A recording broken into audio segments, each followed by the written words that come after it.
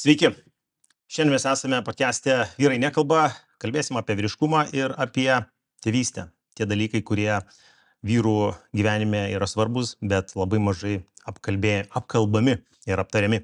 Šiandien svečiuose pas mus yra Ramūnas Rudokas ir Artūras Rimkus. Sveiki, bičiuliai. Sveikas, Labas. Aš iš tikrųjų galvojau, kaip čia pristatinėti Ramūno. Tikrai nereikia pristatinėti, visi Lietuvoje žino, kuo jisai užsiema daug metų. Artūrai, tavo gyvenimas yra toks tikrai šuoliuojantis. Aš netgi kažkaip pastebėjau panašumų su savo gyvenimu, kad labai daug šuoliavau gyvenime, iki kol atsistojau ten, kur esu. Kuo tu užsiemi dabar? Prisistatyk trumpai auditorijai. Čia, kai tu kalbėjai apie šuoliavimą, tai iš tikrųjų, jeigu paėmus mano 46 metus, aš dirbu nuo 12 metų kaip pirmas darbas, tai ten keliaujant per gyvenimą, aš keičiau profesiją kokius 5-6 kartus. Ir paskutinis, dabar kuom šiuo metu užsiemu, tai aš turiu savo pagrindinę veiklą, mano dabartinė yra YouTube kanalas, kuriame mes edukuojame apie finansinį raštingumą Lietuvoje. Taip ir vadinasi, finansiškai raštingi. Ir kviečiame įvairius svečius, kurie dalintųsi, pasakotų, šviestų Lietuvos visuomenę, nes tai Lietuvoje yra dabar didžiulė bėda, mūsų finansinis raštingumas žemo lygio. Ir promotinam šitą kanalą, vystom ir stengiamės pasiekti kuo daugiau Lietuvos žmonių. Tu esi 40 metų, man atrodo, pirmą kartą tapai tėvu. Pirmą kartą, jau. Pirmą kartą, Ir jo. vienintelį kalbą. Pirmą kartą. Gali papasakoti, kaip taip čia tavo gyvenimas buvo tiesiog, tu ėjai į gyvenimą paprastų žingsnių, kaip vyras, negalvoja apie šeimą ir 40 metų susilaukėt vaiko. Šiek tiek kitaip buvo, nes kaip laida vadinasi Vyrai nekalba, tai ir tam tikrus dalykus irgi nesinori pasakoti. Mano buvo strateginis sprendimas, reiškia, aš iki 30 metų apie jokią santuoką negalvojau apskritai, aš norėjau ten gyventi savo malonumui. 30 metų atėjo suvokimas, kad aš jau noriu šeimos. 33 metų, aš sakau, iki Kristaus amžiaus, kad aš bent jau susirasčiau žmoną, kas ir įvyko. Ir sakau, iki 40 metų aš noriu tėvu tapti, bet tas bičiukas danguje, jis kitaip nusprendė, sako, tu neskubėk. Tai 5 metus mes negalėjom susilaukti vaiko ir viską išbandėm. Bet paskui atėjo kažkaip tai, nežinau, Dievo dovana. Sako, nu gerai, turbūt jau visą savo nuodėmes išpirkai, imk tau vaiką. Tai aš sąmoningai norėjau tapti tėvu jau anksčiau, nes mano tėtis tapo tėvu 18 metų. Ne, tais laikais namų. Nu tai tai gavosi tokia situacija, kad tiesiog man nedavė Dievas. O kai davė, tai aš esu labai laimingas. Artūrai, aš girdžiu tave, ar tu esi dabar laimingiausias tėvas pasaulyje? Ai, žinai, po 6 metų vaiko auginimo tu jau kažkaip tai adaptuojasi prie tos naujos realijos ir to emocinio pliūpsnio, kuris buvo, kai tik tai gimė dukra, nu jo nėra, nes susiduria su gyvenimo realybė, kur jau kitos bėdos prasideda. Bet tai, kad aš esu laimingiausias to, kad aš turiu dukrą, tai vienareikšmiškai. Ramūnai, tavo situacija yra kažkuo panaši, tavo vaikui jauniausiam yra dabar 5 metai. Tiesa? Tai tu, galima sakyti, esi tėtis, kuris irgi pats laimingiausias, nes tu turi netgi 4 vaikus. Nu, pirmiausia, tai turbūt aš nemokėsiu taip gražiai pakalbėti kaip Artūras, nes suprantu, kad žmogus valgo duoną iš savo gražių tekstų, kuriuos jisai labai sklandžiai moka išdėstyti. Aš paprastesnis kaimietukas esu, pasakojimuose. Tai, žodžiu, jo, aš labai laimingas ir aš tikrai pirmo vaiko susilaukiau ne 40. Po kelių metų? Nu, apie 20. Apie 20 man buvo. Nu, bet skaitant tai, kad man dabar 22, tai laikas labai negreitai eina. Nuo to laiko, kaip pirmas vaikas atsirado, pirma mergaitė gimė, paskui po keliarių metų gimė antra mergaitė ir paskui po keliarių metų, kurie vis dar skaičiuojami kaip tie patys 2, nuo 20 iki 22 dabar, tai gimė dar 2 berniukai.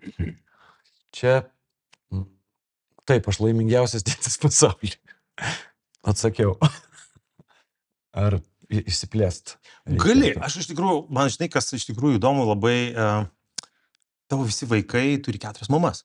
Teisingai. Jo, vat šitoj vietoje, aišku, galima būtų išsiplėsti.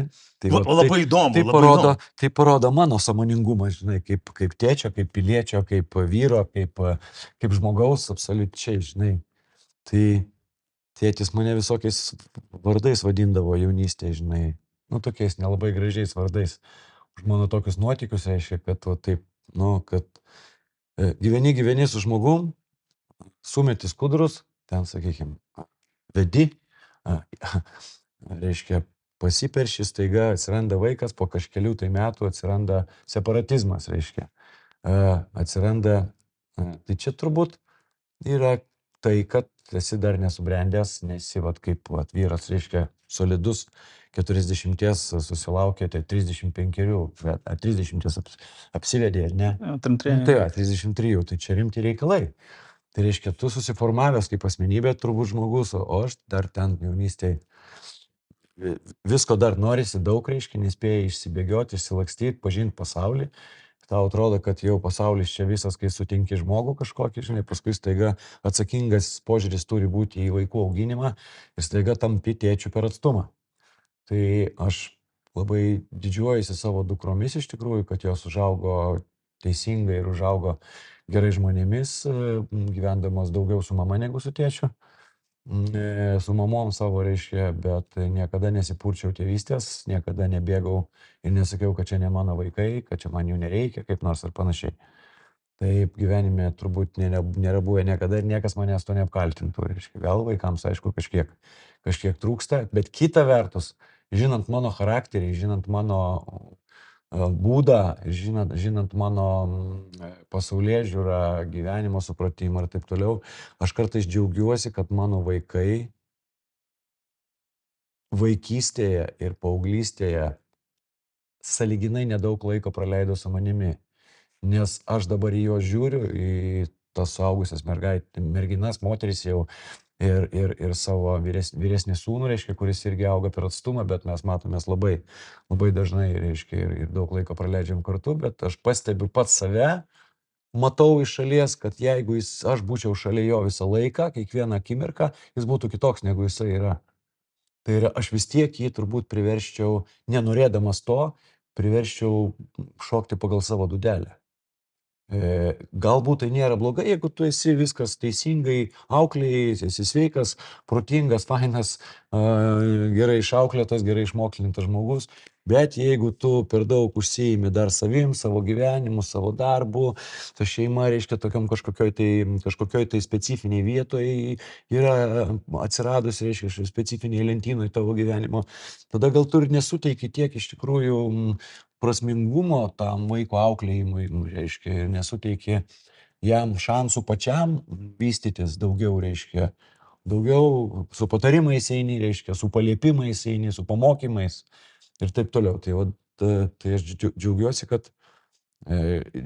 iš dalies, kad mano vaikai, reiškia, teisingam kelyje ir aš nelaužau jų pasaulėžiūros, nelaužau jų supratimo, reiškia, jų meilės ir jų gyvenimo apskritai. Reiškia. Ar tu nori pasakyti, kad su tavim gyvenę vaikai gyvendami, jie būtų prastesni, jie nebūtų? Taip, atsakau, šitoj laidoj turbūt... Sugadinti galbūt. Jo, kaip sugadinti. Sugadinti gal jie nebūtų, bet jie būtų sukurpti pagal mano kurpalių. Tai yra, va čia, kažin kas būtų davę daugiau naudos jiems, reiškia, ar jie turėjo daugiau laisvės savo pasaulio pažinimui, ar jie būtų pagal mano supratimą pažinę pasaulį konkrečiai. Nes mano charakteris šeimoje tikrai yra ne pasaka, tikrai ne uoga ir tikrai ne gėlytė. Ir čia nepaslaptis, bet aš kitoks, aš bandau būti geresnis negu kartais esu, reiškia, stengiuosi valdyti savo ūmų būdą ir taip toliau, bendravime, ypatingai su artimai žmonėm, bet kartais tas nervas kur nors prasimuša, tas nuramini save vis tiek galvoji, blema, ne, vaikasgi neturi to nei girdėti, nei matyti, reiškia, aš neturiu matyti jo ašarų dėl to, kad jisai išsigando, kaip kad aš jam per griežtai pasakiau kažką, reiškia, nors man tuo metu net nepasirodė, kad aš griežtai pasakiau. Bet paskui aš pagalvojau, kad aš iš tikrųjų per griežtai gal pasakiau O truputį. dažnai būna tokių bairių. Tai būna, žinau, net dažnai nebūna. Dažnai nebūna, nu, bet būna, nu, kaip, nu, tau atrodo, kad jau vaikas čia labai prisidirbo kažką. Ne tada, kai jis kažką sudaužė ten arba kažką, reiškia, bet su kažkokia mergaitė ten susitampė, reiškia, darželėje, kur sakai, negalima su mergaitėmis jokių būdų, nors vaikai, reiškia, kovoti su mergaitėms berniukui, paaiškinti, kad jis nekovotų su mergaitė taip, kaip su kitu berniuku, per 5-mečių dar anksti, nes dar tokio amžiaus vaikams jiems atrodo, kad jie lygus. Ir visiškai nesvarbu lytis. Jeigu vienas ten pastumė jį, reiškia, mergaitė eidama pro šalį, jis atgal ją pastums, kol jam išaiškinsi per kelis metus, kad to daryti negalima. Nes taip elgėsi kol kas visi grupėje, reiškia. Su berniukais ten kažkas ten, vėlgi, reiškia, imtynės kažkokios atsitiko, kažkam ten kažkokia mėlynė ar guzas kažką. Nu tai bandai aiškinti vaikui, kad nedaryk, reiškia, kažką tai. O tas pakeltas kartais balsas save pagauni, reiškia, ne, taip negalima, reikia ramiai, paprastai. Kita vertus, aš ne psichologas, blemba. Vėl toks vidiniai tokie prieštaravimai, žinai, nu tai atsakau, kaži, aš nesu idealus tėtis toli gražu. Tai aš visą galvoju, ar yra idealių žmonių, aš pats nesu Aš idealus. dabar Ramūno klausau ir aš galvoju, valemba, jisai jackpotą turi, nes aš, pavyzdžiui, noriu sūnaus, ne, nu ir viskas, jau man nebėra tos galimybės, ne, jau viskas, tiesiog gamta nebeduoda, nes jau taip gyvenimas susiklostė. Pasi 2-2, nu, blemba, aš klausau, galvoju, Jėzus, man reiškia, Tai realiai idealiai. Nu, kad aš turėčiau, tai vat kartais mes žiūrim iš šono, atrodo, čia va, neįdėlusės, taip turiu, bet blemba, kiek tu džiaugsmo, gėrio turi, o kitas nori tai turėti ir neturi tos galimybės, ne, tai irgi toks vidinis toks skausmas gaunasi, kad, blemba, kiek atiduočiau, kad sūnų turėčiau, bet... O ar sėkmingas buvo gimdymas jūsų, nes tavo žmona, man atrodo, jaunesnė už tave, ne? Jo, mano žmona jaunesnė už mane yra 11 metų. Tai kažkaip taip man nuskilo, man buvo 3-3. Vis kažkaip jaunesnė žmona žiūriu čia visur. Kažkaip nebuvo sąmoningos paieškos ar sprendimo, kažkaip man nelabai skirtumas buvo amžius, tiesiog gavosi, taip nuvažiavau pailsėti į Egiptą ir parsivežiau žmoną, žodžiu, gavosi toks gyvenimo. O grįžtant prie gimdymo, tu paminėjai, kad kažkas tai buvo gimdymo metu? Ne, gimdymas, kaip ir su gimdymu viskas buvo okei, ten buvo tokia kuriozinė istorija, kad čia... Kuriozinė istorija buvo tame, kad man pirmas vaikas, man 40 metų, aš ten noriu viską įamžinti, pasiėmiau ten telefoną, filmuoju, tą viršelę kirpti, daviau telefoną daktarui, sakau, filmuok, dabar aš duosiu kalbą, vienintelį vaikas, čia kirbu viršelę, ten dukrytį savo, duoda į kamerą tą kalbą, ten nukirpau, atrodo viskas ten, žmonos nesiklausiu, bet, nu, gal ir negerai, bet žodžiu, finale gausi, taip žiūriu tą video įrašo nėra. Yra nuotrauka kažkokia tai. Kai susiparinau, vienintelis kartas, pati svarbiausia akimirka gyvenime, kur ten taip, nu ir gavosi. Nepaspaudė mygtuko, re? Jisai, daktaras, jisai vietoj filmavimo, jisai paspaudė fotografavimą.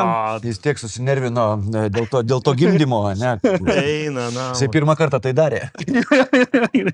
Tai va, o žmona jo, nes prieš tai mes turėjom irgi, kadangi 5 metus bandėm sulaukti vaiko, nepavyko, tai pas ją buvo tas negimdyminis kažkaip, nu, žodžiu, vamzdė užstrigo vaisius ir čiut nemirė žmona, ten operacija ir pjovė taip toliau, tai ten, nu, labai buvo ir labai sunku buvo paskui susilaukti, tai paskui, sakau, kaip Dievo dovana, kai gimė Marija. Ir dabar viskas ir jau nelabai beišeina, šansų ten sako apie 2% ir panašiai, bet... Nu, tai ką, turim vieną, tik svarbiausia, žinai, kokia mintis visą laiką kirba. Pavyzdžiui, pas Ramūną yra 4 vaikai, ne, tai jisai gali dėmesį paskirstyti, o mes, tarkim, viską vienam atiduoti. Ir tai nėra, kartais reikia save stabdyti nuo to, kad neišaugintum egoistų, ar ne, kad, nes dėmesys viskas vienam, tai negerai perteklinis dėmesys. Tai irgi tenka save stabdyti. O kad idealių tėčių nebūtų, oi, patikėkit manim, aš ten tiek grybą esu pripjovęs su dukra, mama mija, baisu pagalvoti. Nu tai normalu, nes visi, aš nekad ir brandus jau tapo tėčiu. Ten aš neįsivaizduoju, kaip jis iš viso 20 metų tapo tėčiu, ten košės galvoje nėra, nu ta prasme, realiai, aš save atsimenu 20 metų. Tai va, tai siaubas, bet... Bet supranti, kad tau gal košės dabar jau yra galvoj, žinai. Man tai kai buvo košės tiek pat ir dabar galvoj. Nu vis tiek gyvenimiška branda atsiranda. Gyvenimo tik tai patirtis atsiranda, žinai, aš tai galvoju, čia kaip labai gerai yra pasakę kažkokie tai žmonės geri, kad 20 metų nėra proto ir nebus, 40 metų nėra pinigų ir nebus. Tai ta prasme, tu ką nori bedaryk, reiškia, tai... kitaip, ko gero, pasaulis nebus sutvertas. Anksčiau ir vėliau, reiškia, tu supranti, kad tiek košės, kiek realiai yra, kiek buvo nuo to amžiaus, tai tiek tu ir turi. Toliau viskas nuo tavo patirties ir tavo Taip. gebėjimų, reiškia, kaip tu tą košę, kurią tu turi naudotis. Tai čia normalu, vienas daugiau, kitas mažiau, tai vat, apie košę kalbant, tai vėlgi grįžtant prie vaikų, žinai, tai man labai faina iš tikrųjų būtų, kad galėčiau dabar sakyti, kad vat aš su savo 4 vaikais gyvenu po vienu stogu iki šiol su jų visų mama, kuri mano vienmetė, reiškia, moteris nuostabi, pagimdžiusi man 4 vaikus, mes dabar brandi šeima, mes dabar gyvenam gražiuose namuose, mes dabar turim į keliones į kalnus ir į pietus 2 kartus į metus, reiškia, mes turim 2 kieme ant terminių būdų šildomų grindinio, laikom 4 mažiausia šokoladinius juodus baltus Porsche Cayenne Turbo S. Reiškia, viskas, va čia gyvenimas, ar ne? Dirbam 2 valandas per savaitę. Arba iš vis nedirbam. Arba tiesiog dirbam, Pinigai kad patys nedirbtume. Gyvenam iš pasyvių Jo, pajamų, tai ne? va čia, reiškia, kažkada buvo galvoj, košė, mes viską turim, viskas fainas, laiminga, idealiai, fantastiška šeima. Vargu ar taip apskritai kur nors, kada nors būna. Ne. Nes visą tai, ką aš papasakojau, dažniausiai žmonių gyvenime būna labai fragmentiškai. Tai būna arba trumpą laiką, arba po labai ilgo laiko trumpą laiką ir taip toliau ir panašiai. Tai yra, kad tą susikurti kartais būna labai daug įdirbio reikia ir paskui tau jau to praktiškai nebereikia. Jau tu nori turbūt nebe tai, apie ką pasakiau turėti, reiškia, o kažkur sėdėti arba pušinė, arba tarp palmių ir galvoti apie taip, kaip tu fainai viso to pasiekiai. Arba tiesiog tu neturi resursų tą pasiekti, reiškia, tu visą gyvenimą kapstaisi, bandai, mėtaisi, taip ir nesurandi savęs nei kitų, visi blogi, dažniausiai prasigeri, meti karjerą arba tave karjerą meta ir vėlgi lieki prie tos pačios suskilusios geldos, nuo kurios pradėjai. Arūnai, dar vieną tokį klausimą, ar yra kažkokių tai situacijų pas jūs gyvenime buvę kartu su šeima, kai susitinka 4 mamos vienoje vietoje? Toks, tikrai specifinis momentas, ar buvo tokių? Ne, tai net nebuvo nei 3 susitikę. Ne Santa Barbara čia kažkokia, reiškia, mes negyvenam vienoje laiptinėje niekada. Viskas taip atsitiko, tai yra gyvenimo etapai tam tikri, tas atsirasdavo naujas žmogus gyvenime po daug metų. Vėlgi, reiškia, vėl patikėjus, kad tai gali būti santykiai, patys labai gerai žinom, kaip yra, kokie yra nusivylimai, kai žmogus pakankamai jautrios širdies esi, reiškia, kai viskas slysta iš rankų, matai, kad ne taip vystosi tavo bendras gyvenimas su žmogum, kaip reikėtų, kaip turėtų būti, kaip tu įsivaizdavai, kaip jinai įsivaizdavo. Ir kai įvyksta atskirumas, tada reiškia daug metų prireikia daug metų, kad vėl atsirastų tikėjimas ir taip toliau, čia visiems viskas aišku.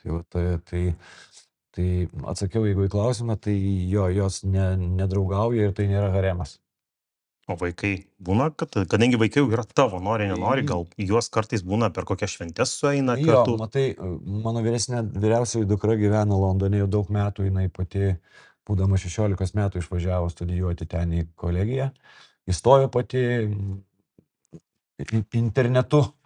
Susiradom globėją ten, reiškia, iki 18 metų gyveno pas žmonės, po to jau gyveno savarankiškai, įstojo į akademiją meno, reiškia, kurią baigė jau čia prieš porą metų, pati ten su visom stipendijom tvarkėsi, viską, žodžiu, jinai tokia labai savarankiškai, ištekėjusi, gyvena puikų gyvenimą, gražų, turi gerus labai darbus, gyvena pakankamai svariai. Ir tvarkingai, reiškia, jaunesnė dukra irgi baigusi mokslus, dirba su fizioterapija, su medicina, masažais, atstatymais, potrauminiais ir taip toliau, reiškia, čia Vilniuje gyvena. Tai automatiškai nesusitinka niekaip. O berniukai tai taip, Velykos, Kalėdos pas senelius, pravažiuojam pas vienus, pas kitus. Visada, kiekvieną sekmadienį važiuojam su abiem berniukais į kartodromą. Važiuojam su kartingais, einam į kiną, į baseiną, į treniruotės, lanko, karate, ten dar kažką, būrelius įvairius, viskas, berniukai kartu bendrauja, nepaisant amžiaus, matau, kad jau konkuruoja po truputėlį kaip tikri broliai. Tai va, nepaisant to, kad gyvena ne visai tam pačiam rajone Vilniaus, reiškia, bet tai netrukdo ir jiems, ir mums bendrauti kartu visiems. Tai aš tikrai ne iš tų tėvų gerųjų, kurie, kaip ir sakau, reiškia, idealus ir bet kokiu atveju, žinai, su savo vaikais dantim sukandę gyvens, reiškia, įsikandė į kažkokį tai bendrą turtą su moterim, sakykime, su kuria pradėjo tą vaiką. Tai aš tikrai ne iš tų, jeigu kažkas neatsitiko negerai, geriau mes susitvarkykim savo gyvenimus, nenuskriausdami vaikų ir, kaip sakau, aš niekada nepalikau nei vieno vaiko likimo valiai, kad, reiškia, taip, va, ne mano, nereikia ir viskas, taip niekada nebuvo. Mano ir reikia, ir visada reikės, ir kiek galėsiu viską padarysiu, kad jiems vaikams būtų geriau tik tai. O dėl to, kad ne visą gyvenimą gyvenam kartu, tai taip jau atsitinka.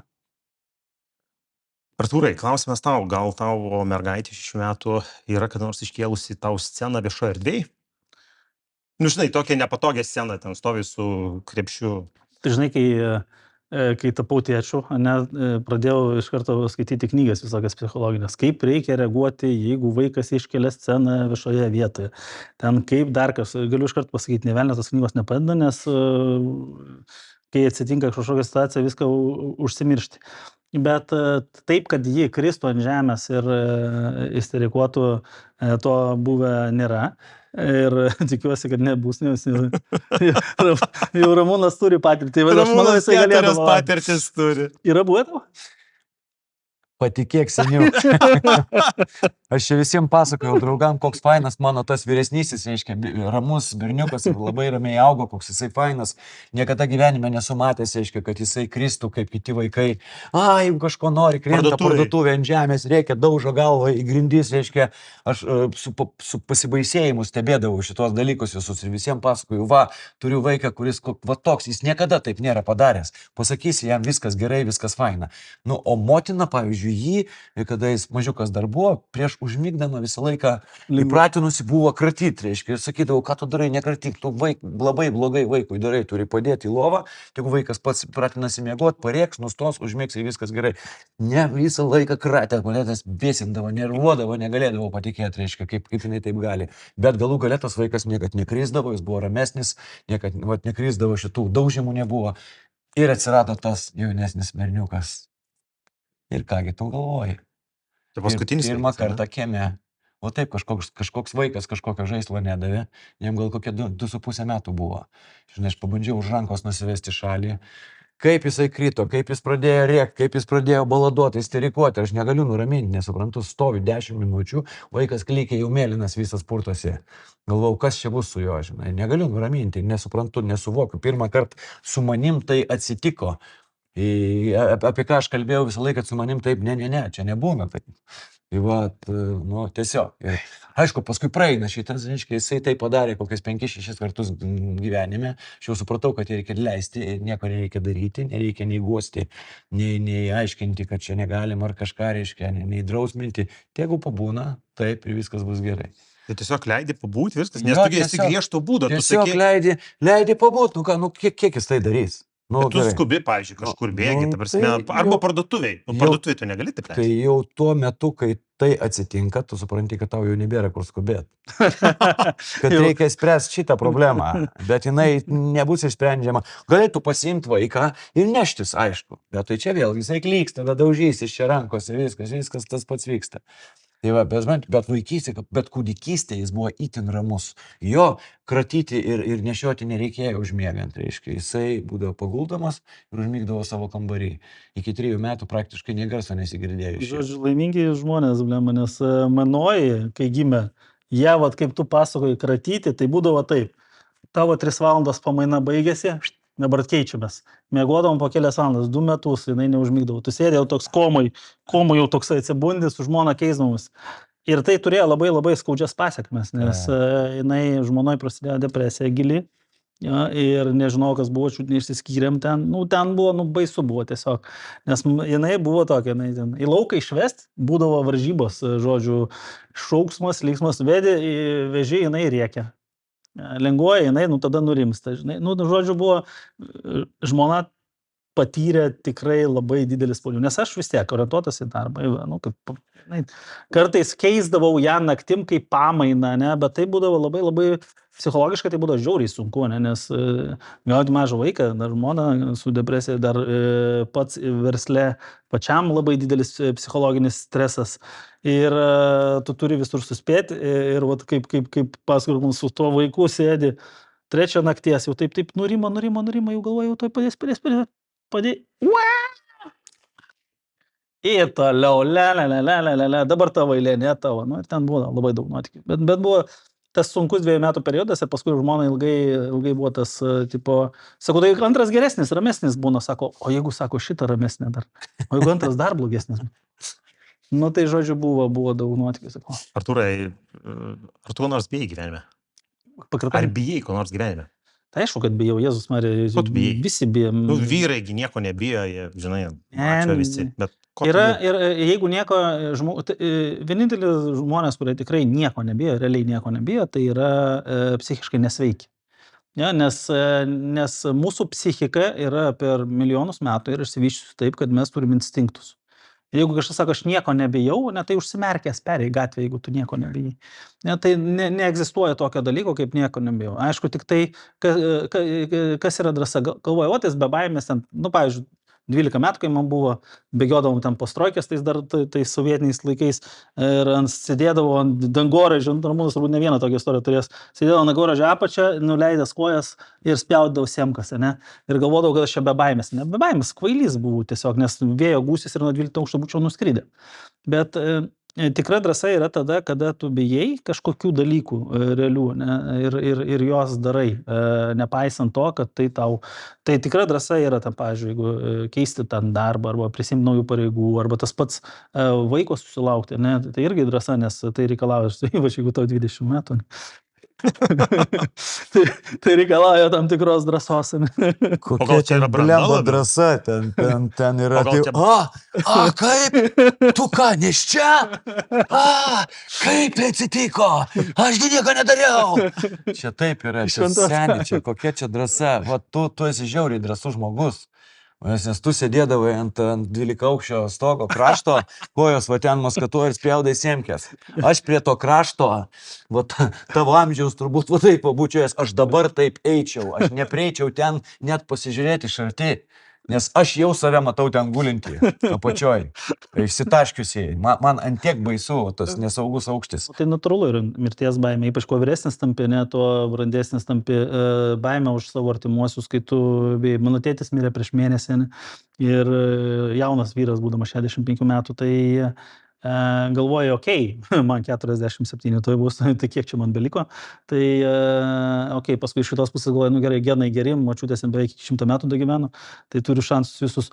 Baimę už tai, kad, kaip Ramūnas gerai pasakė, nėra ten kiek metų neturi pinigų ir neturėsi, ne, o jeigu atrodo, tu gali prarasti viską, ką turi, ne, baimę už ateitį, baimę, kaip aš jausiuos fiziologiškai gerai, ne, vaikui dabar yra 6 metai, man 46, ne, tai skaityk, kai ji baigs universitetą, aš jau būsiu pensijoje, ne, toks, iš karto ateina tokios, nu, vidinis tas nerimas, baimės nerealizuoti save kaip profesionalo, ne, tai, nu, daug tų vidinių baimių, kompleksų ateina, apie kuriuos vyrai, nu, realiai nekalba, o kaip sako, aiškinam čia herojais tokiais alečia, tipo viskas turba čia lėlė, bet fiziologija, amžius ima savo, ne, fiziologija vis tiek duoda savo, mažiau tos energijos tiek yra, ten yra daug įvairių dalykų, tai yra tų vidinių baimių, kurios, nu, yra gilios ir jos neviešini, žinai, nes tu negali parodyti savo kažkokių vidinių baimių, ypatingai, kai yra vaikas šalia.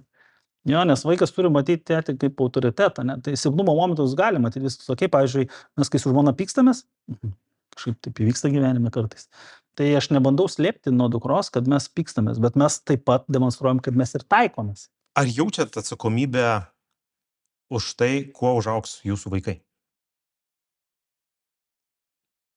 Abudu, abiem klausimams. Aš galvoju, mes visą laiką norim suformuoti, nu, atrodo, taip visuomenė spaudžia, kad mes visą laiką norim suformuoti kažką iš to vaiko nulipdyti, ne? Mano mintis yra tokia, į pagrindinė idėja yra tokia, kad aš noriu leisti savo dukrai augti, aš turiu tam tikrą įsivaizdavimą, kaip būtų faina. Ką aš dabar darau, man labai patiko ta istorija, kažkur tai esu skaitęs, girdėjęs, kad tarkim vaikas, mokytoja iškviečia tėvus, sako, į šitą, sako, labai pas jie blogai ten pažymiai yra, žinai, labai blogai ten matematika, geografija, sako, reikia samdyti jums repetitorių, o sako, kas jam gerai sekasi, jam gerai, sako, sekasi fizika, o labai gerai, tai mes fizikos repetitorių samdysim. Tai orientuotis, kur yra talentai prigimtiniai, taip toliau, ir vat iš šitą pusę, tai iš savo dukrai, dabar, kol jie 6 metai, aš duodu viską išbandyti, pradedant gimnastiką, baigiant robotiką ir ko tik nori, ir tegu vaikas eina ir daro kažko. Tai mano noras ir tikslas yra leisti jai pasirinkti savo kelią. Ir aš galiu tik padaryti tai, kas nuo manęs priklauso geriausiai. Ir vėl čia yra tas svarbus, man labai svarbu tą balansą surasti, kad netapčiau tas, kuris ją įrėmina, nes gal jos ir bus visai kitokie norai. Tai nereikia jos įrėminti ir nutašyti taip, kaip aš noriu. Vat ką Ramūnas gerai pasakė, aš nenoriu jos nulipdyti pagal savo ten kurpalio, noriu leisti jiems atsiskleisti ir augti geriausios savybės. Tai taip pat su dukra aš turiu savo tikslą ir norą, kad ji užaugtų geras žmogus ir kad ji būtų laiminga. Mano tikslas yra ne, kad ji ten pasiektų, nepasiektų dar kažką.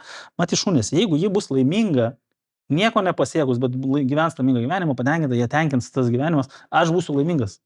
Bet jeigu jinai taps, nežinau, Jungtinių tautų organizacijos prezidentė ir bus nelaiminga, tai reiškia susifeilinu kaip tėtis.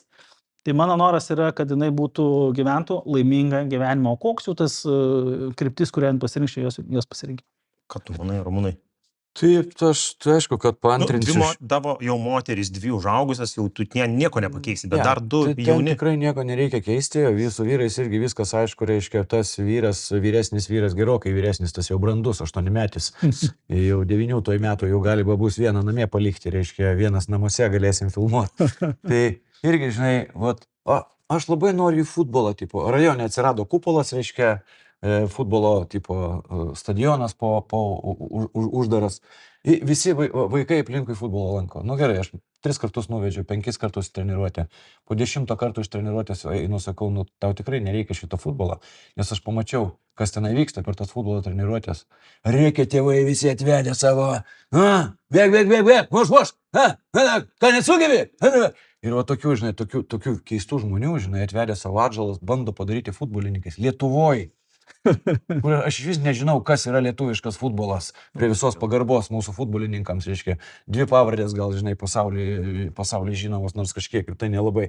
Nereikia jam būti futbolininku, nes jis nebus futbolininku, jisai neturi Barcelonos ar Madrido karališkų akademijų, reiškia, futbolo patirčių ir mokyklų ir taip toliau. Nebus. Tai kam tau sakau lankyti tą futbolą, žinai, gerai, tvarkoj.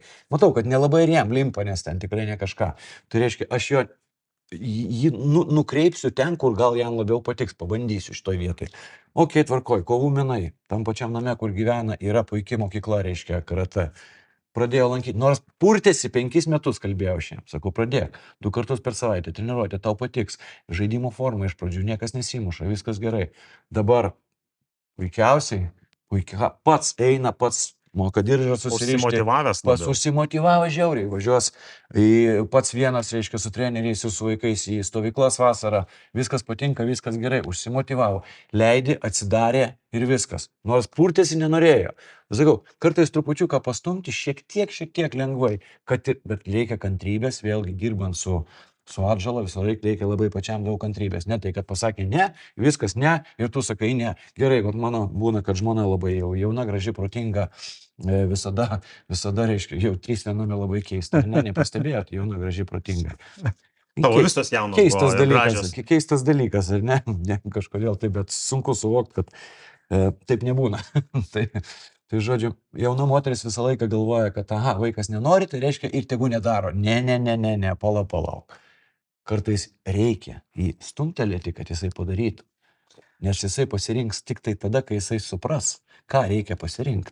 Čia bet kokiuose smulkmenose gyvenime tai atsitinka. Čia labai gerą dalyką Ramūnas pasakė ir mes kaip tik diskusiją dar turėjom nesenai ir su žmona, ir savo šeimos giminės rate, nes labai didelė pas mane giminė, kad ir dukrai taip pat, kad ko reikia vaikui, kiekvienam vaikui, principė apskritai ir kur reikia nukreipti, tai yra į tą vietą, kur išugdo discipliną, ne, ot kovos menai, tai grinai disciplinos, berniukai ypatingai, gimnastika, plaukimas, daržas, ten, kur ugdo discipliną, nes kokia dabartinės visuomenės iššūkis, ne, jaunoji karta, kurie atkeliauja, jie nematė tų problemų ir iššūkių, tų pokyčių, kur mes matėm, vat, mūsų kartos žmonės, ir jiem daug kas paduota ant lėkštutės, ir jeigu tu neužsukdai disciplinos, tada tavo gyvenimo karjera labai sunkiai susiklosto.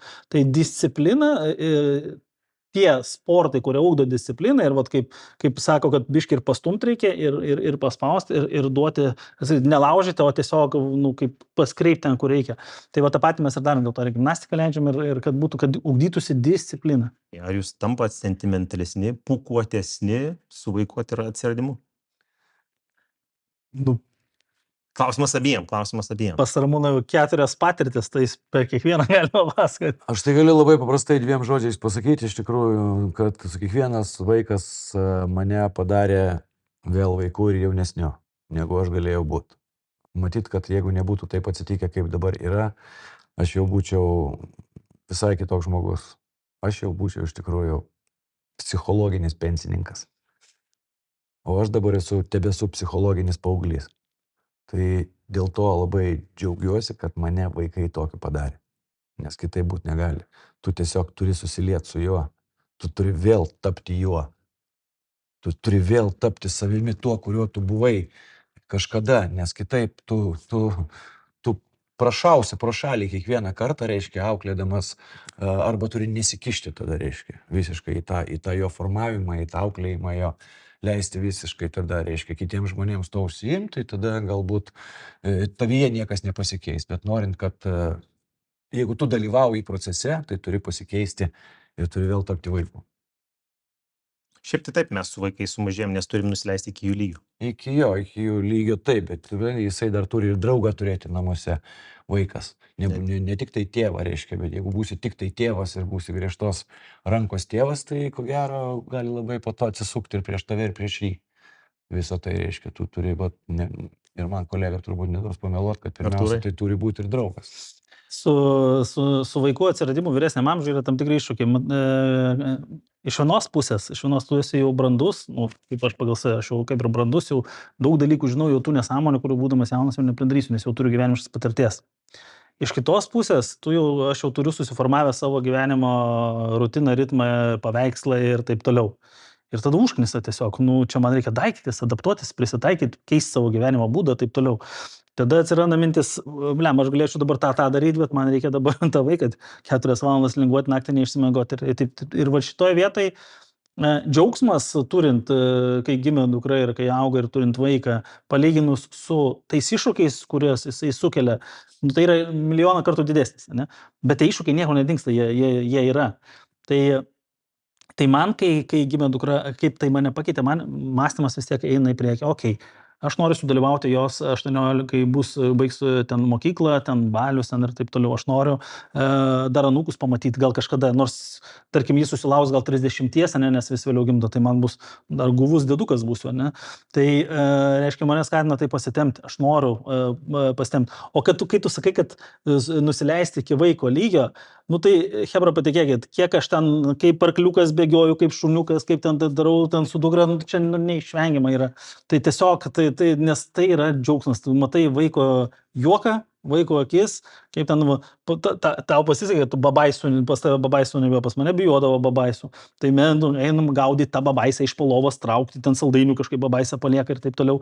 Tai, tiesiog, aš tai pasikeičiau, kai vaikas gimė, labai pasikeičiau, nes visai gyvenimas pasikeitė.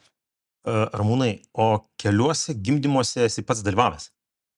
Apie 120. Kaip akušeris? Profesionalus akušeris praktiškai galiu būti. Galiu priiminėti ant dangoraižio stogo, lėktuve ir pragare, kur nori. Iš tikrųjų, tai nesu sudalyvavęs kažkuriam tai išgimdymų, nebūtinai įvardinti, tik tai dėl tos priežasties, kad nebuvau Lietuvoje. Buvau toli už Atlanto gastrolėse tuo metu, taip jau atsitiko, kad gimdyvės negalėjau kartu pasiimti. Tai va, gimdyvė turėjo likti čia, o šiaip tai kodėl ne, jeigu jau prisidirbai, tai tipo nesipurtik, tai ateik ir tada jau pasiruošk, su žirklutėm pastovėk, laukdamas tos virkštelės. Kirpai? Reiškia. Tai ne. Tai kaip nekirpsi, tai aišku. Aš tai Tai nekirp. čia aš manau, kad kiekvienam, net ir alpstančiam, matant gimdymą tėčiui, reikėtų dar ir dar kartą bandyti, kol pradėsi nebenualpt. Kol jau atlaikysi. Nes, žinai, žinant moters skausmą ir kokio lygio ir kokio sunkumo skausmą, skausmą patiria ir gali iškęsti moteris, tai mūsų šitie dantų skausmai, mūsų šitie lūžusių kaulų skausmai, pirštukų išnarintų, tai čia yra juokų juokeliai, palyginti su tuo, kai tau plečiasi tavo kūnas, tavo klubai plečiasi ir išsiplečia iki neįtikėtino lygio, reiškia. Tai įsivaizduokim, ką jos jaučia, tai vat pabūk, pastovėk ir pajaus kartu, išgyvenk kartu. Ir išgirk šitą, kai mažulė, stunk, pasitrauk, debilė, pasitrauk. Kai man sakė, čia tu kaltas, kad aš taip jaučiuosi. Tai jo. Runas taip vaizdžiai pasakėt, man net O. pagaugaina, aš išjaučiau tą skausmą moters. Tai va, tai čia būtinai, žinai, reikia kiekvienam, sakau, prisidirbusiam, primiktinai parodyti, kaip tai vyksta, kad suprastum. Paskutinį klausimą, draugai, jums turiu. Jūs esat brandūs tėvai. Tai yra tie, kurie turi smegenuose savo košės. Ką jūs palinkėtumėte tiems kitiems vyrams, kurie galbūt bijo imtis tos atsakomybės pirmą kartą arba net ne pirmą kartą tapti tėvu vyresnėme, brandžiame tokiame, tikrai sąmoningame amžiuje? Aš palinkėčiau tiesiog suvaldyti savo lūkesčius ir suprasti, kad tokiam dalykui tu niekada nebūsi pasiruošęs. Suvaldyti lūkesčius ta prasme, kad nebus taip blogai, kaip tu galvoji, ir nebus taip gerai, kaip tu galvoji. Bet privalumų tame yra daug daugiau negu minusų, nes jeigu tampi tėčiu būdamas brandus, galiu garantuoti, kad pailgės tavo gyvenimo trukmė vien tik tai dėl to, kad tu ilgiau išliksi jaunas. Kaip ir Ramūnas.